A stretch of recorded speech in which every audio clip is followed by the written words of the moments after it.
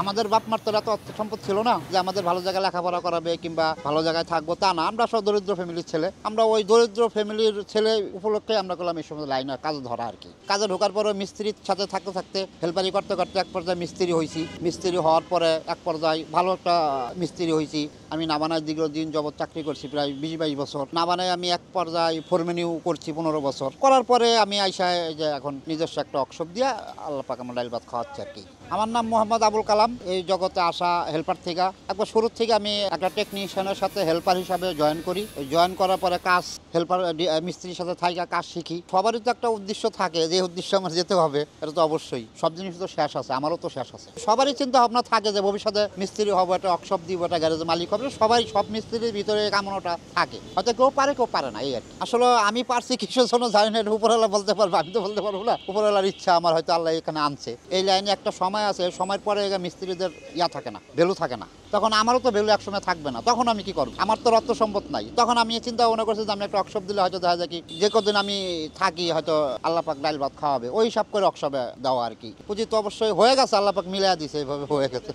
100% আমার অভিজ্ঞতা পুঁজি। আমার অভিজ্ঞতা না হলে তো মানুষ আমার কাজ দিবে না। আমাকে না চিনলে কি মানুষ আমার কাজ দিবে? এটা তো 100% অভিজ্ঞতাই আমার পুঁজি। আমি প্রথম ওয়ার্কশপ দেওয়ার সময় হয়তো আমি নিজেও কাজ করছি তখন টুকিটাকি। তারপরে এক পর্যায়ে আমি কাজ করতে পারি না, দৌড়দৌড়ি করতে হয়, এখানে যেতে ওখানে যেতে, আমি আর হাতে কাজ করতে পারি না। তখন এই যে 2-4-10 জন লোক আছে, ওরা কাজ টাজ করে, ইনশাল্লাহ আল্লাহ পাক ডাইল ভাত খাওয়ায়। আমাদের এই লাইনে ওয়ার্কশপ দিলে পরিচিত মিস্ত্রিরা আছে, ওদের বলছি, ওরা আসছে, কাজ করছে।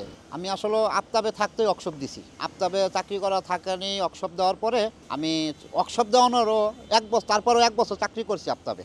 আফতাবতে চলে আসার পরেও আমি এর আগেও 1 বছর আগে তো ওয়ার্কশপ দিলাম। চাকরি চলছে প্লাস আমার ওয়ার্কশপও চলছে। এভাবে এখানে আমার লোক ছিল, এখানে লোকেরা কাজ করতো, আমি কাজ ঢুকাইতাম, কাজ করতে এভাবে আস্তে আস্তে আগে চলা হয়ে গেছে। বড় মানে কি যে 1টা 2টা করতে করতে ইনশাল্লাহ এই পর্যন্ত আসছি আর কি।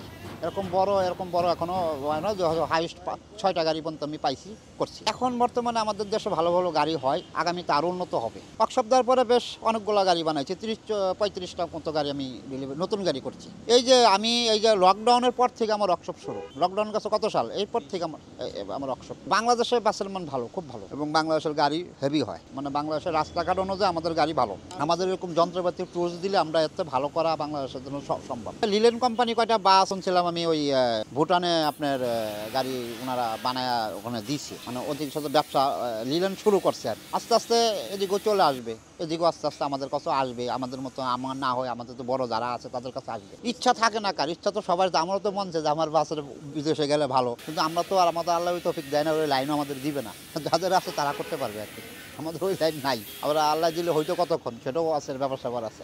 আমরা এই বাস শিল্পতে থাকা তো আমরা যারা এই লাইনে আছি, তারা ওই যে খাওয়া দাওয়া থাকা এর বিষয়ে তো আর কিছু চাই না। আমরা সচ্ছল চলা যায় সেই চিন্তা ভাবনা আমরা করি। আমরা তো আর ওই কানাডায় বাড়ি করার চিন্তা ভাবনা আমাদের নাই, কিন্তু কোনো রকম খাওয়া যায় তাহলে আমাদের বাঁচায় রাখে, এই পন্থে আমরা শুক্রিয়া। একটা গাড়ি তৈরি করলে যখন 10 জনে আসা বলে গাড়িটা খুব সুন্দর হয়েছে, তখন আমাদের ভিতরে অনেক ভালো লাগে। আমরা তো মনে করেন এগুলো আমরা কাজ করি, আমরা চেষ্টা করি সবসময় গাড়ি ভালো করার জন্য, ব্যবসা মুনাফা করার জন্য আমরা করলাম এগুলো। মুনাফা আমরা করবো, আমরা চলবো কীভাবে, কিন্তু আমরা সবসময় চেষ্টা করি গাড়িটা কীভাবে একবার মন থেকে যে গাড়িটা ভালো করার চেষ্টা করি, যে গাড়িটা কীভাবে ভালো হবে, রংটা কীভাবে ফুটবে, সামনেটা কীরকম হবে, সবসময় আমরা আপডেট করার চিন্তা করি। ভালো, এটা তো ভালো লাগে, নিজের বানানো গাড়িতে উঠলে একটা অনুভূতি অন্যরকম লাগে না, ভালো লাগে, অনেক ভালো লাগে।